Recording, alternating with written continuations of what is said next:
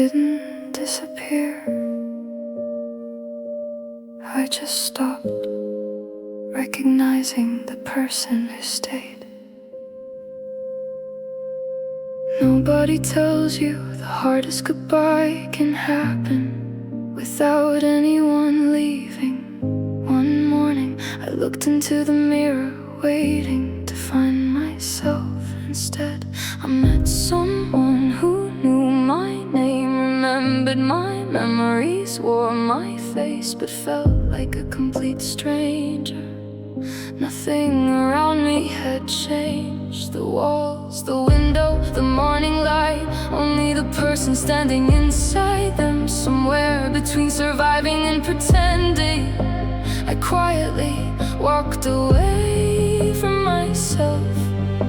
The frightening thing about changing isn't becoming someone new. It's forgetting who you were before the world started rewriting you.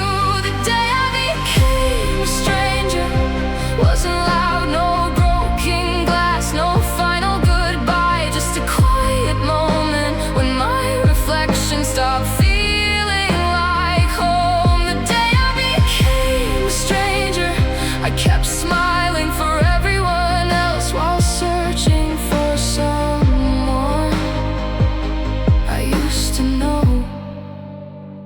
I started speaking in borrowed words, laughing at borrowed jokes, living borrowed dreams. Every decision felt like someone else's idea. Every success felt strangely empty. Every compliment landed on a version of me I no longer believed in. I had become everything people expected except myself. Sometimes you don't lose yourself all at once. Sometimes you leave one tiny piece behind every time you choose who they need instead of who you are.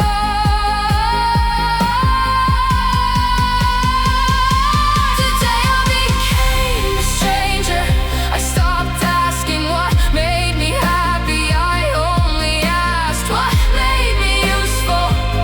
The day I became a stranger, my dreams stopped sounding like possibilities. They started sounding like memories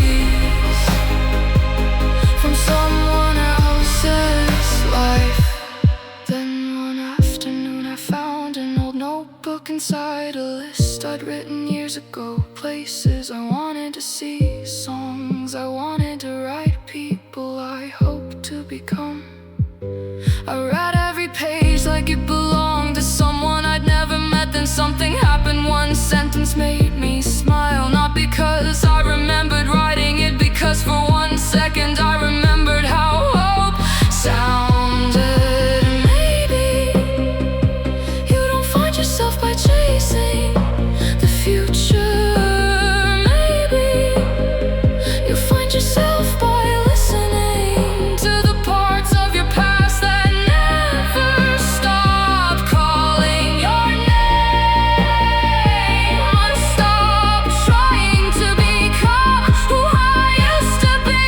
Maybe she wasn't gone. Maybe she had simply been waiting for me to stop apologizing for existing. I opened the curtains, turned off the noise, sat quietly with the silence I had spent years trying to escape for the first time.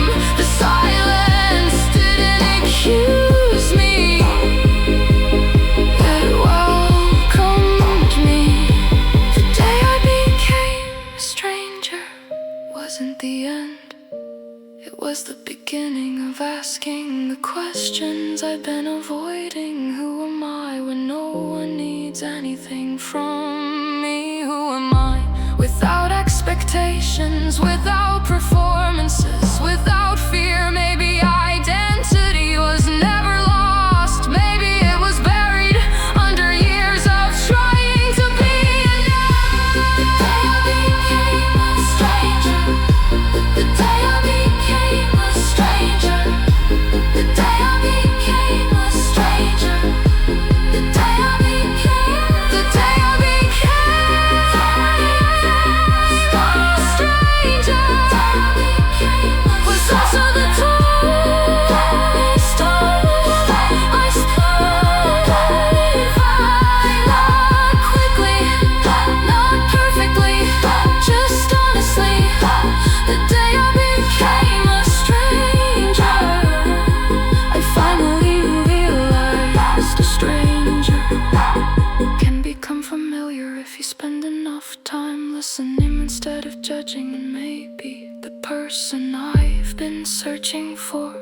just been waiting inside me all along.